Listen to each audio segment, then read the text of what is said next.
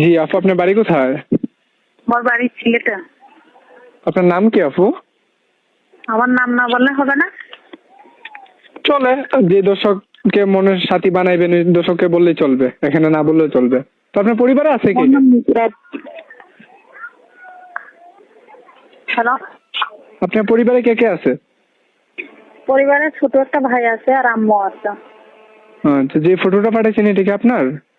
হ্যাঁ, এটা আমার ছবি, ছোট লিপস্টিক দেওয়া, কালো বোরকা পরানো। ও মাশাআল্লাহ, সুন্দর। তো বিয়ে শাদী হয়েছে আগে? জি না, বিয়ে শাদী হয় নাই। ও, বিয়ে বসার জন্য আইছেন নাকি? শুধু একটা মনে করো ভালো একটা স্বামী খোঁজার জন্য আর কি আসছে প্রতিবেদন। ও, তো যদি কোনো দর্শক একটু বয়স্ক হয়, আগে পরে বিবাহ করে থাকে, এরকম স্বামী হলে চলবে আপনার? কোনো সমস্যা নেই, সে যদি আমার সুখে দুঃখে থাকে আমিও তার সুখে দুঃখে থাকার চেষ্টা করবো। ও, তো আচ্ছা আপু, আপনার বয়সটা কত বর্তমানে? বয়সটা মনে করে 20। আপনি কাজ টাজ করেন নাকি না? হ্যাঁ, কাজ করে তো। তো যদি কোনো দর্শক দেশ বিদেশ থেকে আপনার সাথে যোগাযোগ করতে চায়, আপনার ইমো নাম্বার আছে?